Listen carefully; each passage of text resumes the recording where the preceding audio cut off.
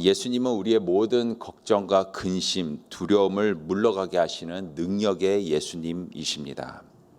예수님의 공생애가 시작된 후 팔레스타인 지역을 두루 다니시면서 각 성과 마을을 다니실 때에 거기서 예수님께서는 끊임없이 백성들의 영육간의 모든 문제들을 치유하시고 해결해 주셨습니다.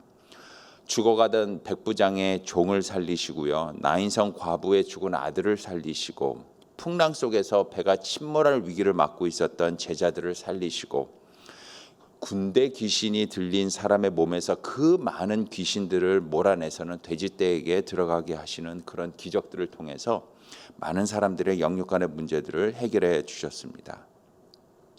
군대 귀신 들린 사람을 치유하는 그 사건이 그 마을에 있는 사람들에게 엄청난 충격을 줬던 것 같습니다. 오늘 본문은 아니지만 37절에 보시게 되면 마을 사람들이 모두 크게 두려워하면서 예수님에게 여기를 좀 떠나달라라고 부탁을 했습니다. 그래서 예수님께서는 그 마을을 떠나서는 배를 타고 다시 그 바다 건너편 원래 계시던 곳으로 돌아가시는데, 거기가 오늘 본문에서는 지역 이름이 나오지 않지만 가버나움이라는 것 우리가 알 수가 있습니다.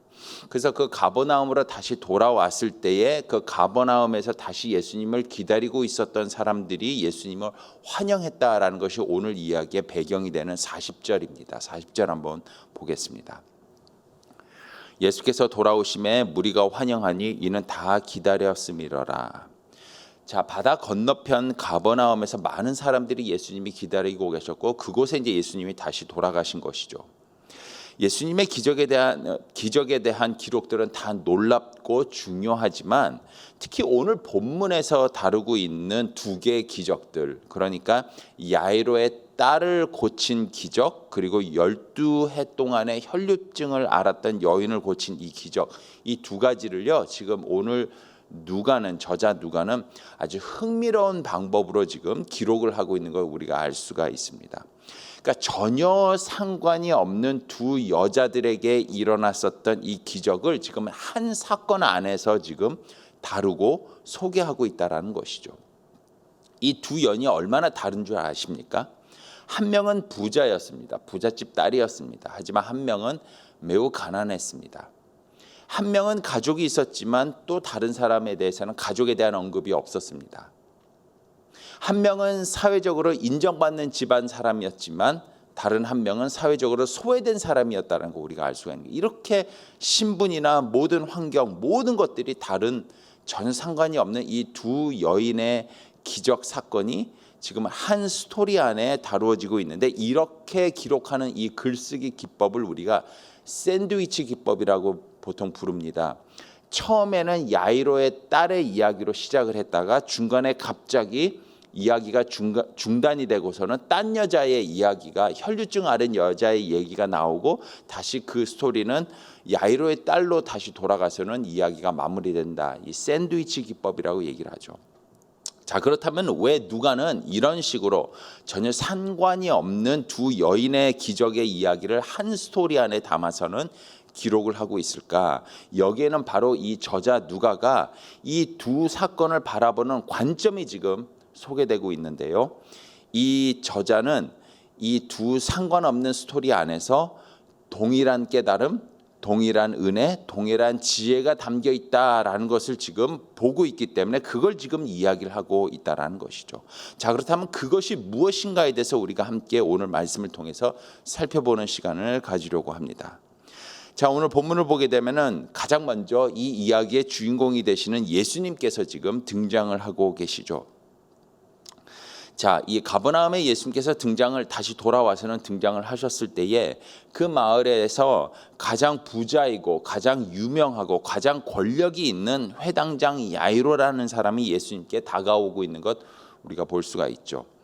야이로는 유대인들이 예배를 드리는 그 회당, 시네가그라고 하죠. 그 회당을 책임지고 있는 종교적으로 굉장히 높은 위치에 있는 사람입니다. 그래서 그 마을에 있는 사람들은 다 누구인지 아는 거죠. 그러니까 그 마을에 있는 제일 큰 교회의 제일 큰 담임 목사님이다라고 생각을 하면 됩니다. 사람이 그렇게 많이 모여서는 예수님 옆에 사람들이 북적대고 있었음에도 불구하고 그 야이로는 아무 문제 없이 예수님에게 가까이 갈 수 있을 정도로 굉장히 많이 알려진, 힘이 있고 권력이 있는 사람이었던 거죠. 그가 나타나자 그 많은 사람들은 마치 홍해가 갈라지듯이 쫙 옆으로 비껴나게 되고요. 야이로는 아무 방해 없이 예수님에게 가까이 나아가서는 이야기를 하고 있는 것 볼 수가 있습니다. 그만큼 영향력 있는 지도자였는데 이 지도자 야이로가 예수님을 찾아와서는 어떤 반응을 보입니까? 41절에 봤더니 그 예수님 발 앞에 엎드렸다라고 기록을 하고 있습니다. 보통 예배를 하거나 존경하는 대상 앞에서 보일 수 있는 반응인데요. 여기서 지금 야이로가 예수님에게 보인 이 발 앞에 엎드렸다라는 것은 그가 얼마나 지금 다급한 가운데 있는가, 절박한 가운데 있는가, 절실한 가운데 있는가, 그 간절함 때문에 무너지는 아버지의 모습이다라고 우리가 볼 수가 있는 것이죠. 예수님, 당신만이 유일한 방법입니다. 당신만이 나의 유일한 희망입니다. 예수님, 당신 외에는 다른 어떤 방법도 없습니다라는 것을 지금 표현하고 있는, 그 간절함을 표현하고 있는 반응이다라고 얘기를 하는 것이죠. 예수님, 당신이 나를 도와주지 않는다면 나는 더 이상 다른 데 가서 희망을 찾을 수가 없어요. 솔루션을 찾을 수가 없습니다라는 고백이 지금 이 반응에서 볼 수가 있는 것이죠. 자, 그러면 이 야이로가 어떤 다급한 문제를 가지고 있었을까요? 그 딸 아이가 죽게 된 것입니다. 여러분, 아이가 아플 때에 그 부모의 심정 어떤지 여러분 다 아시죠? 여기 부모님들 다 계시니까 자기 하나밖에 없는 외동딸이 죽게 된 겁니다. 이 얼마나 간절한 문제이겠습니까? 다급하겠습니까? 야이로에게는 이 딸이 인생의 전부였다라는 겁니다. 근데 이 인생의 유일한 희망이며 유일한 존재였던 이 딸이 지금 숨이 넘어가기 직전에 있다라는 것이죠. 예수님은 가버나움을 매우 자주 드나드셨습니다. 가버나움에서 아주 많은 사역들을 하셨기 때문에 오랫동안 가버나움에서 지내셨습니다.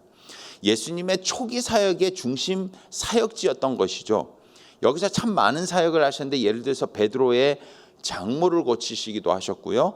백부장 하인을 고쳐주기도 하셨고 중풍병자를 고치기도 하셨기 때문에 예수님도 또한 이 가버나움 지역에서는 꽤 유명한 분이셨다라는 것이죠. 그래서 분명히 예수님은 야이로의 딸이 누군지를 아셨을 겁니다. 회당장이기 때문에 예수님은 뭐 기도도 하시고 또 사역을 하시고 그 지역에 있는 많은 사람들을 만나셨기 때문에 야이로의 딸이 누군지 분명히 아셨을 거예요. 그래서 야이로가 와서 예수님에게 예수님, 그 딸이 지금 죽게 되었습니다라고 얘기했을 때는 예수님께서는 그가 얼마나 절박한 지금 도움을 구하고 있는지를 분명히 아셨습니다. 유대인 중에 심지어 대장격이 되는 그 야이로가, 회당장 야이로가 예수님에게 가지고 있었던 믿음이 무엇이었냐면 당신이 내 딸에게 와서는 손을 얹기만 하면 내 딸이 고침을 받을 거라는 것 믿고 있을 정도로 두 사람은 굉장히 큰 신뢰 가운데 있었다라는 것이죠. 예수님의 능력도 굉장히 인정받고 있었고 그 지역에서는 야이로의 신분도 굉장히 인정을 받고 있었던 그런 상황 속에 있었던 것이죠. 야이로의 부탁을 받았던 예수님은 그래 가자 그러면서 이제 길을 나서서는 야이로의 집으로 가려고 합니다. 수많은 사람들이 예수님을 따르기 시작을 합니다. 자, 그런데 그때 갑자기 어디선가 예수님의 이 사역을, 야이로의 딸을 고치려고 하는 이 사역을 방해하는 방해꾼이 등장을 하게 됩니다. 누굴까요? 바로 12년 동안 혈류증을 앓은 여인이 갑자기 등장을 하게 되는 것이죠. 그러면서 이야기는 완전히 사이드로 빠지기 시작을 합니다. 중요한 이야기의 클라이막스로 지금 치닫고 있는 그 순간 이 야이로의 딸을 고치는 기적의 이야기는 스탑이 되고요. 새로운 이야기가 지금 전개되기 시작을 하는 것이죠. 예수님께서 가시는 그 길을 지체하는 사람이 생깁니다. 42절에서 44절입니다. 예수께서 가실 때에 무리가 밀려들더라. 이에 12해를 혈류증으로 앓은 중에 아무에게도 고침을 받지 못하던 여자가 예수의 뒤로 와서는 그의 옷가에 손을 대니 혈류증이 즉시 그쳤더라. 한 여인이 와서는 예수님의 옷자락에 손을 이렇게 탁 대는 것이죠. 자, 그러자 예수님의 반응이 무엇입니까? 45절입니다. 예수께서 이르시되 내게 손을 댄 자가 누구냐 하시니 다 아니라 할 때에 베드로가 이르되 주여 무리가 밀려들어 미나이다. 자, 베드로가 하는 말이 예수님 이렇게 사람들이 많아서 서로 밀치고 지금 막 이게 다 부딪히고 있는 상황입니다. 그 누구랑 잠깐 부딪혔을 뿐인데 그 이 많은 사람 중에서 누가 예수님하고 부딪혔는지 그걸 왜 찾으십니까? 어리둥절한 질문이 되는 것이죠. 근데 예수님은 굳이 가시던 길을 멈추시고는 나에게 손을 댄 사람이 누군지를 그 많은 사람들 중에서 찾고 계시는 겁니다. 자, 이때에 이 모든 상황을 옆에서 지켜보고 있던 사람 중에서 가장 답답해하는 사람이 누구였을까요? 바로 회당장 야이로였겠죠. 예수님 지금 뭐 하시는 겁니다? 뭐 하시는 겁니까? 내 딸이 지금 죽어가고 있습니다. 지금 빨리 가야 됩니다. 지체할 시간이 없습니다. 얼마나 지금 답답해하고 있겠습니까? 자, 그런데 한번 생각을 해보죠. 예수님의 가던 길을 멈추게 했던 그 여인도 사실은 야이로의 딸만큼이나 심각하고 다급한 상황 속에 있었다라는 겁니다. 마가복음에 의하면은 마가복음도 이 동일한 사건을 기록하고 있는데 이 여인이 12년 동안 혈류증을 앓고 있어서 이 병을 고치기 위해서 자기의 가진 모든 돈과 자기의 가진 모든 것을 다 탕진했다라고 마가복음은 기록을 하고 있어요. 이 병을 고치고 싶어서는 자기가 가지고 있는 모든 것들을 동원했지만 고침을 받지 못하고 모든 것들은 다 탕진했다라고 기록을 하고 있어요. 그런데 여기서 매우 재미있고 흥미로운 사건을 우리가 발견하게 되죠. 전혀 상관이 없는 두 여인에게서 12라는 숫자가 우연히 겹치고 있는 것을 보게 됩니다. 12년 동안 혈류증을 앓은 여인, 그리고 이 야이로의 딸은 몇 살이라고요? 12살이었다라고 얘기를 하고 있죠. 야이로가 12년 동안 자신의 이쁜 딸과 함께 행복한 시간을 보내고 있었던 그 동안에 이 혈류증을 앓은 여인은 12년 동안 지옥과 같은 시간을 보내고 있었다는 것이죠. 이 두 여인의 지난 12년의 삶이 극명하게 지금 대조되고 있다는 것이죠. 이걸 통해서 누가는 지금 이 두 여인은 사실은 서로 전혀 상관이 없는 것이 아니라 어떤 상관이 있다라는 것을 지금 암묵적으로 지금 연결을 시키고 있다는 것을 우리가 보게 된다는 것이죠. 여러분, 이 혈류병이 얼마나 무서운 병인 줄 아십니까? 얼마나 불결한 병인 줄 아십니까? 아주 더러운 병입니다. 아주 불결해서 아무도 만지려고 하지 않고요, 아무에게도 함부로 다가가서는 안 되는 병입니다. 그래서 레위기 15장에 보게 되면은 혈류증은 부정한 병이기 때문에 그 병자는 아무도 손을 대서는 안 되고 손을 댄 자는 부정하기 때문에 성전에 들어갈 수 없다라고 얘기를 합니다. 여러분, 유대인들의 그 탈무드에 의하면 그래서 이 혈류증을 병을 치유할 수 있는 11가지 법이, 그러니까 방법이 그 탈무드에 기록이 되어 있어요. 그러니까 이 여인은 12년 동안에 이 병을 고치기 위해서 이 11가지 치료법을 아마 다 트라이했었던 것 같아요. 그 치료 방법을 통해서 그걸 다 트라이하면서 자기의 가진 돈과 모든 것들을 다 이렇게 썼던 것 같습니다. 그럼에도 불구하고 이 병은 낫지를 않은 거예요. 지옥과 같은 시간들을 12년 동안 보냈다라는 것이죠. 야로의 딸처럼 이 여인도 얼마나 지금 희망이 없고 소망이 없으며 다급하고 절망스러운 가운데 있을까. 야이로의 딸만큼이나 이 여인도 사실은 절박한 가운데 있었다는 것이죠. 그런데 이 여인이 예수님에게 나갈 수 있는 방법은 없어요. 사람들이 너무 많기 때문에, 또 자신의 병이 불결하다고 취급을 받기 때문에 함부로 예수님에게 가까이 갈 수가 없는 것이 현실이었다라는 것이죠. 반면에 야이로는 너무나도 쉽게 예수님에게는 다가가서는 자신의 딸을 고치기 위해서 예수님을 금방 자기 집으로 데리고 가고 있었던 것이죠. 둘 다 다급한 가운데 있었음에도 불구하고 한 사람은 예수님에게 다가가기가 어려웠고 한 사람은 예수님에게 너무나도 쉽게 다가가고 있었던 것이 또 이 두 사건이 극명하게 대조되고 있는 부분이라는 것이죠. 그럼에도 불구하고 그 여인은 야이로만큼이나 또 대단한 믿음을 가지고 있었습니다. 야이로도 예수님이 와서는 그 자기의 딸의 손만 얹으면 나을 것이다라고 믿었던 그 믿음을 가지고 있었던 것처럼 이 여인도 그만큼의 대단한 믿음이 있었어요. 내가 그분의 옷자락만 만진다면, 내가 그분의 옷에 손만 댈 수 있다면 내 병은 나을 것인데 라는 그 믿음을 이 여인도 가지고 있었어요. 자, 그런데 사람들에게 이리 밀리고 저리 밀리고 이렇게 다가가고 싶은데도 보이지 않고, 그 많은 사람 중에서 예수님 어디인지 보이지도 않는, 근데 그 순간 갑자기 밀리고 밀리다 보니까 어느 순간 옆에 예수님 옆에까지 어떻게 밀려서는 오게 된 거예요. 자, 그러자 그렇게 간절하게 기다리던 그 예수님의 옷자락이 눈앞에 보입니다. 그리고 그 여인은 조용히 그 옷자락에 손을 댑니다. 붙잡습니다. 그러자 어떤 일이 일어납니까?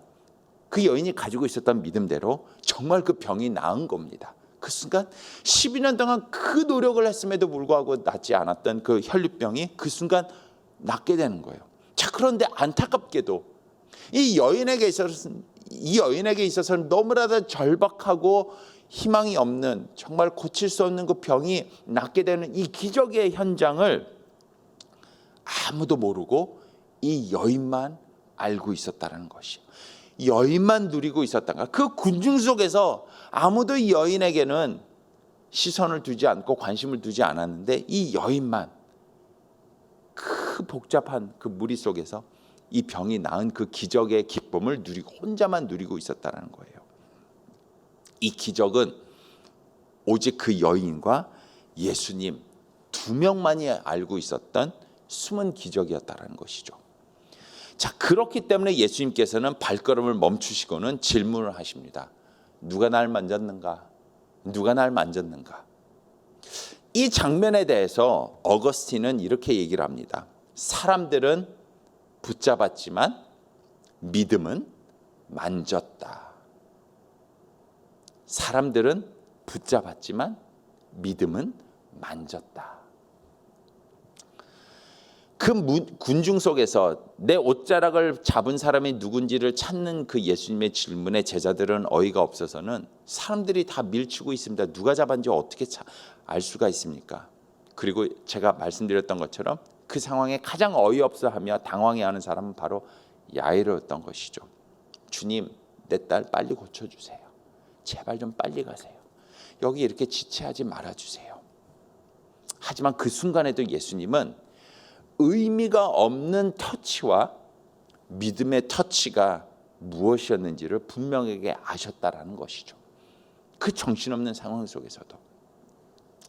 자, 그렇다면 예수님은 왜 굳이 이 급한 상황 속에서, 야이로의 딸이 지금 죽어가고 있는 이 급한 상황 속에서도 굳이 발걸음을 멈추고는 자신의 옷자락을 붙잡은 그 여인을 찾고 계셨을까? 이 우리가 궁금해하는 질문일 수밖에 없는 것이죠. 그 이유는 바로 예수님께서는 이 다음에 두 가지를 그 혈류증 앓은 여인에게 알려주시기를 원하셨다는 것이죠. 그 여인의 그 믿음을 좀 올바로 붙잡고 싶은 마음에 굳이 그 여인을 찾고 있었다는 겁니다. 왜 찾으셨을까? 첫 번째 그 찾으신 이유는, 능력은 어떤 물건에 있는 것이 아니라 예수님에게 있다는 것을 그 여인에게 알려주고 싶었기 때문에 굳이 가시던 발걸음을 멈추고는 그 여인을 찾으셨다라는 겁니다. 예수님은 그녀가 자신의 옷에 묻어있는 어떤 능력을 단순히 훔친 것이 아니라는 사실을 지금 알려주기 위해서 그 발걸음을 멈추셨다라는 거예요. 여러분, 그 여인은 분명히 믿음이 있었어요. 하지만 약간 왜곡된 믿음이었어요. 정확한 믿음은 아니었어요. 그렇기 때문에 예수님은 그 여인의 믿음을, 내용을 붙잡아 주기를 다시 바로잡아 주기를 원했던 거예요. 마가복음 5장 28절에 보게 되면 이 여인이 이렇게 생각을 해요. 이는 내가 그의 옷에만 손을 대어도 구원을 받으리라 생각함이더라. 그녀의 목적은 예수님께 병 고침을 받는 것이 아니라 그의 옷자락을 붙잡는 것에 있었다라는 거예요. 마치 그 옷에 어떤 능력이 숨겨져 있었다라고 생각했던 것처럼. 그래서 그녀를 찾은 예수님의 모습에, 누가 내 옷자락을 붙잡았지라고 찾고 있는 그 예수님의 모습에 그녀는 겁을 먹은 거예요. 내가 저분의 옷자락에 숨겨져 있는 능력을 내가 허락도 없이 훔쳤구나. 겁을 먹은 것이죠. 그래서 46절 47절에 그 여자가 겁먹어서 다음과 같이 반응을 하신 것이죠. 46절 47절입니다. 예수께서 이르시되 내게 손을 댄 자가 있도다. 이는 내게서 능력이 나간 줄 알미러라. 하신데 여자가 스스로 숨기지 못할 줄 알고 떨며 나와 엎드려 그 손댄 이유와 곧 나은 것을 모든 사람 앞에 말하니. 자, 그래서 예수님께서는 굳이 가시던 발걸음을 멈추시고 그 여인을 찾았던 그 이유는 그녀의 병을 낫게 한 것은 그 예수님의 옷자락에 숨겨져 있었던 능력 때문이 아니라 바로 예수님께서 스스로, 예수님 자체가 바로 능력의 소스였다. 예수님께서 그녀의 병을 낫게 하셨다라는 것을 똑바로 알려주시기 위해서 찾으셨다라는 것이죠. 또한 예수님께서는 또 왜 가시던 발걸음을 멈추고 그녀를 굳이 찾으셨을까? 그녀의 병만 고친 것이 아니라 그녀의 마음과 영혼까지도 고침을 받았다라는 사실을 알려주시기 위해서 또 발걸음을 멈추시고 찾으셨다라는 것이죠. 예수님이 그녀에게 뭐라고 얘기를 하십니까? 48절입니다. 예수께서 이르시되 딸아 네 믿음이 너를 구원하였으니 평안히 가라 하시더라. Go in peace, go in shalom이라는 뜻이죠. 그녀는 몸의 병을 나은 것으로 만족하고 살려고 했지만 사실은 병을 앓고 있었던 그 12년 동안 그녀의 마음에 쌓인 것은 상처받은 몸만큼이나 비참했었던 상처받은 마음, 영혼이었다라는 것이죠. 그런데 그것까지도 예수님께서는 치유해 주셨다라는 것을 지금 알려주시고 있다라는 겁니다. 예수님께서는 지금 그녀의 육체만 고치신 것이 아니라 전 인격적으로 고치고 계셨다라는 것을 알려주시기 위해서 그녀를 찾으셨다라는 것입니다.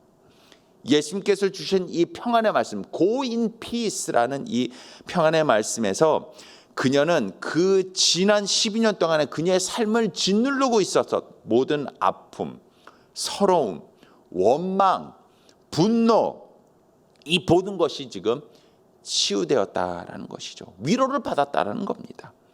그리고 이제는 새로운 마음과 새로운 마음, 새로운 영혼, 새로운 몸을 가지고 새로운 관계를 이제 예수님과 쌓게 되는 새로운 사람이 되었다라는 것을 알려주시기 위해서 그녀를 찾으셨다라는 것이죠.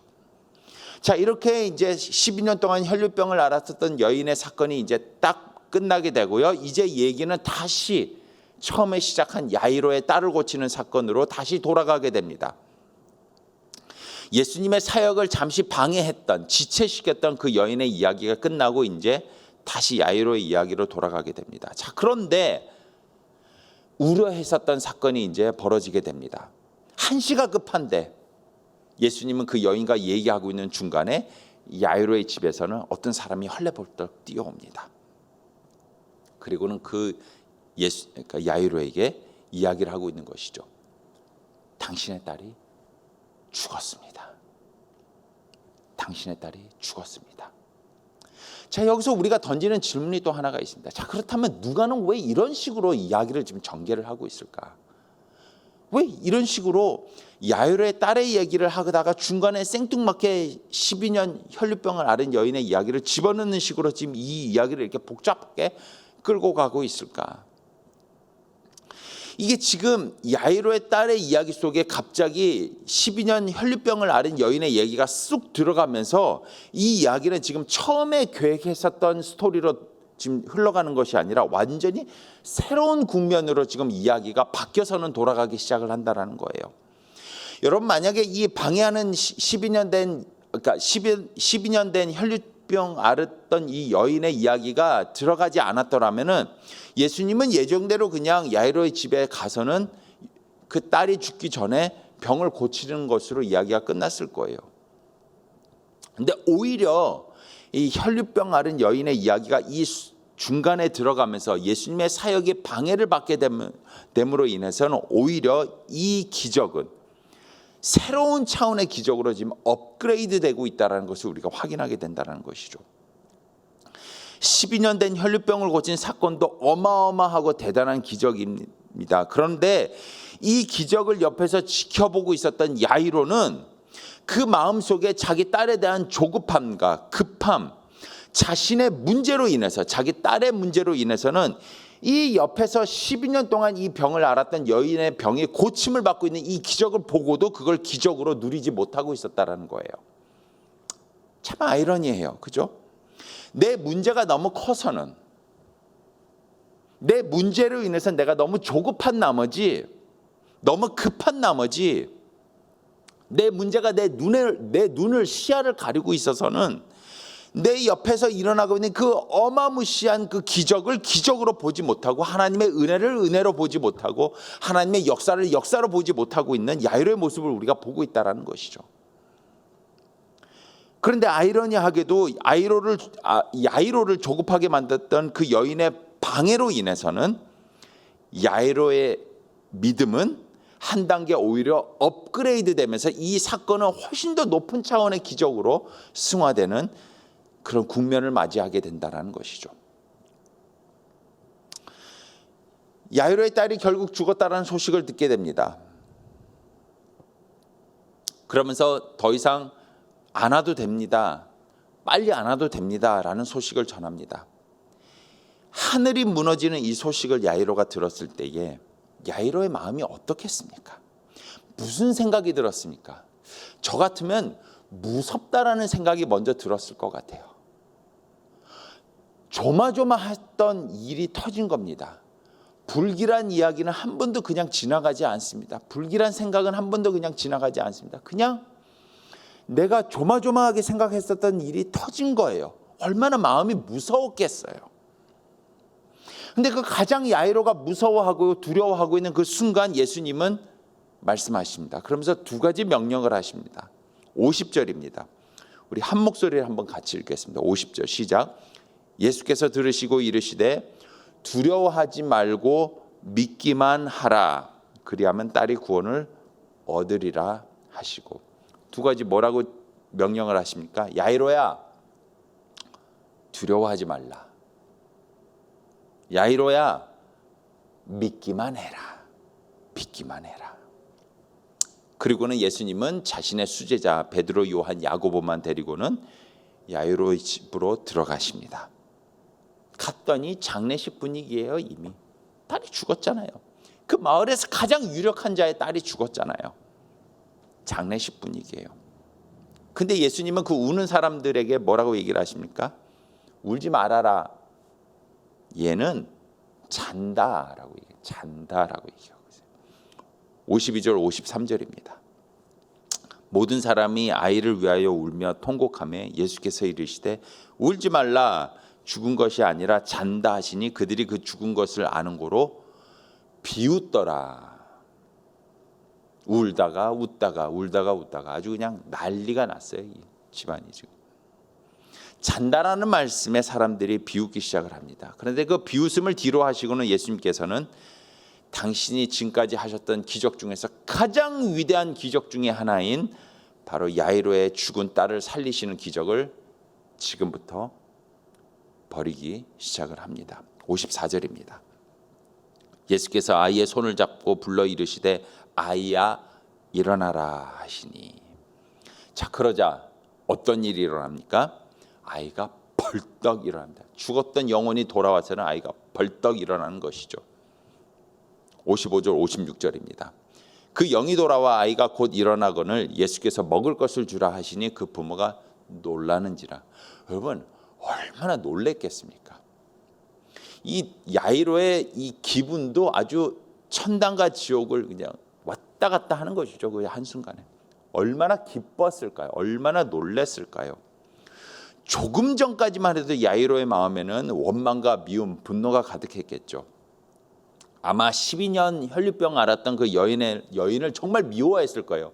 너만 아니었어도 내 딸이 안 죽었을 텐데, 너만 예수님의 가던 길을 멈추게 하지만 않았더라도, 너만 예수님의 사역을 방해하거나 지체하지만 않았더라도 내 딸이 죽지 않았을 텐데. 그 마음에는 원망과 분노가 있었겠죠. 예수님에 대해서도 원망이 있었겠죠. 예수님 왜 하필 이 순간, 왜 하필 이 순간.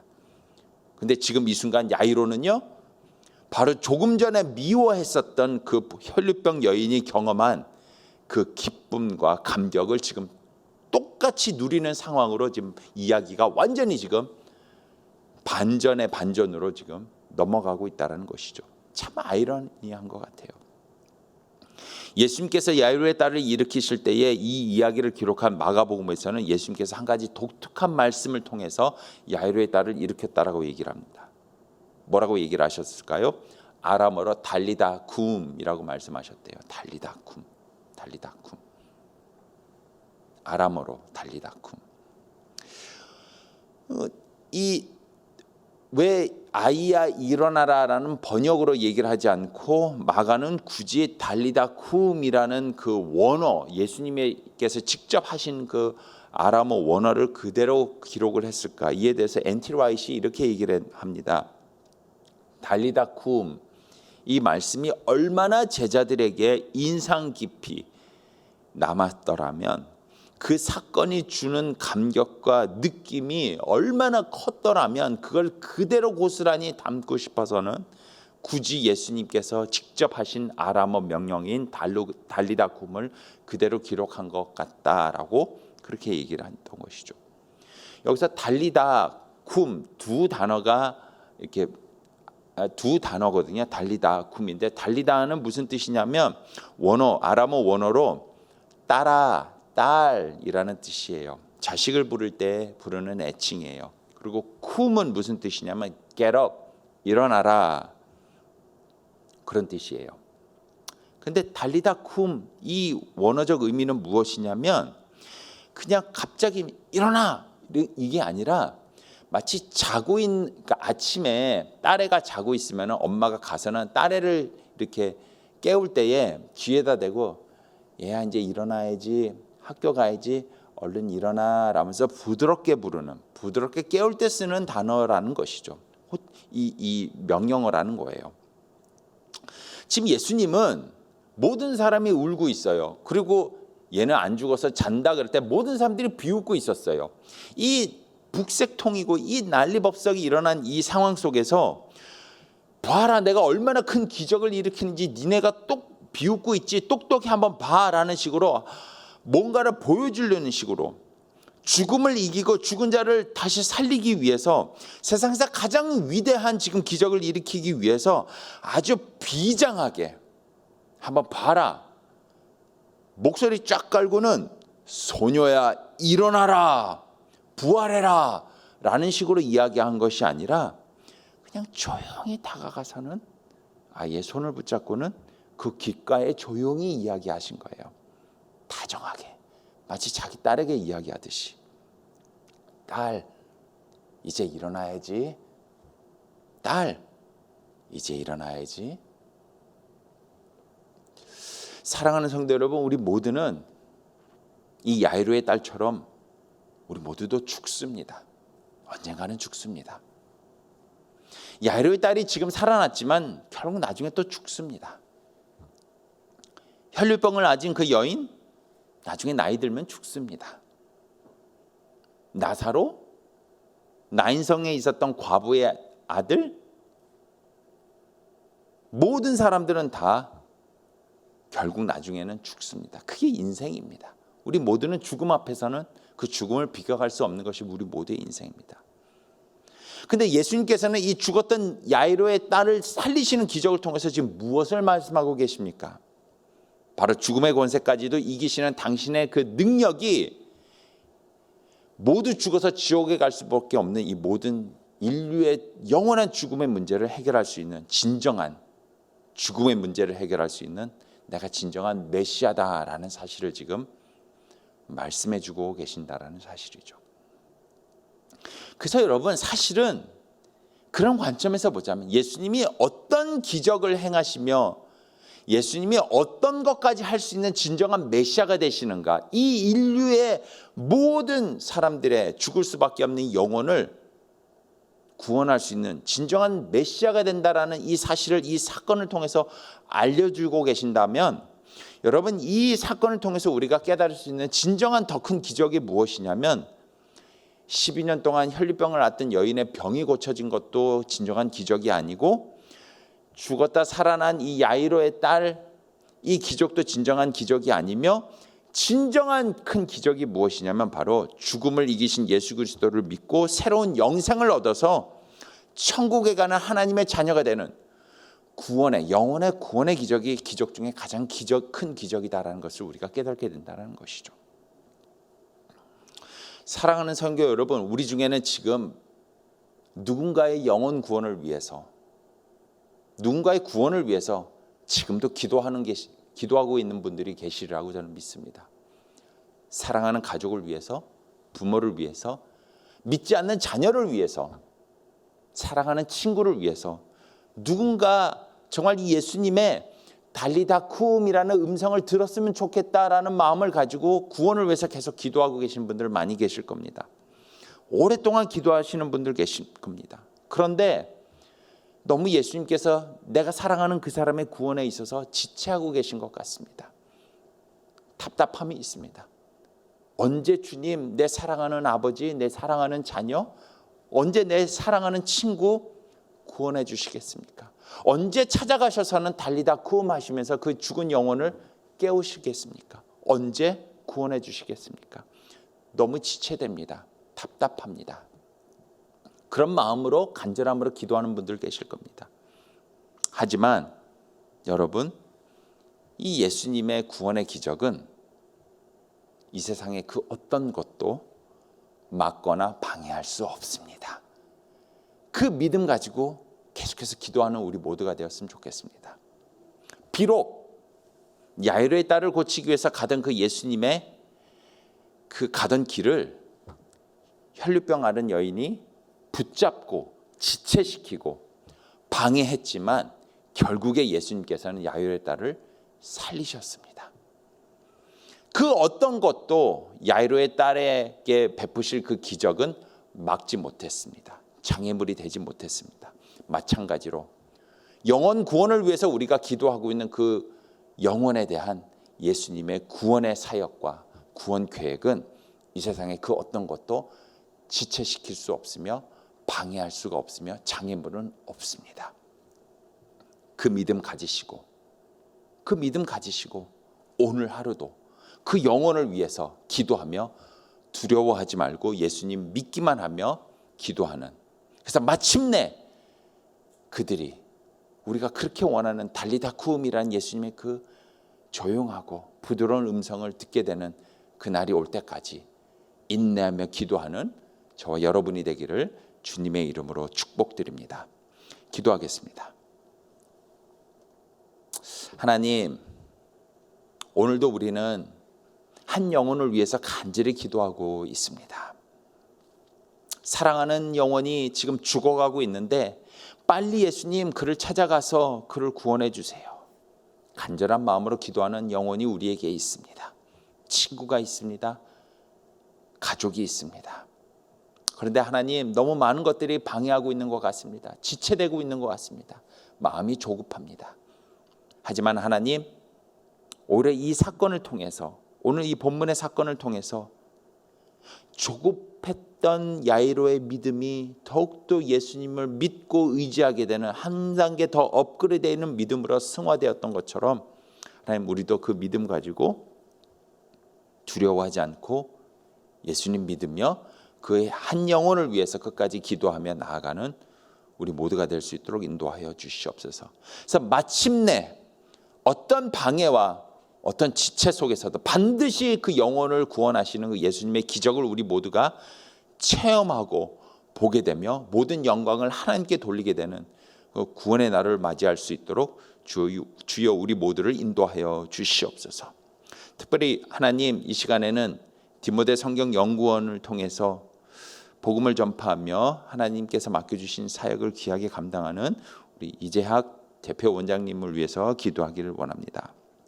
그 사역이 열방을 향해서 확장될 수 있도록 인도하여 주시고, 이렇게 그 개발되는 그 탁월한 훈련 교제를 통해서 많은 사람들이 정말 예수님을 믿게 되고 또 예수님께 귀하게 쓰임 받는 지도자로 세워질 수 있도록 주여 인도하여 주시옵소서. 예수님의 이름으로 기도했습니다. 아멘. 하늘에 계신 우리 아버지여, 이름이 거룩히 여김을 받으시오며 나라의 임하옵시며 뜻이 하늘에서 이루어진 것 같이 땅에서도 이루어지이다. 오늘날 우리에게 이러한 양식을 주옵시고 우리가 우리에게 죄 지은 자를 사하여 준 것 같이 우리의 죄를 사하여 주옵시고 우리를 시험에 들지 말게 하옵시며 다만 악에서 구하옵소서. 대개 나라와 권세와 영광이 아버지께 영원히 있사옵나이다. 아멘.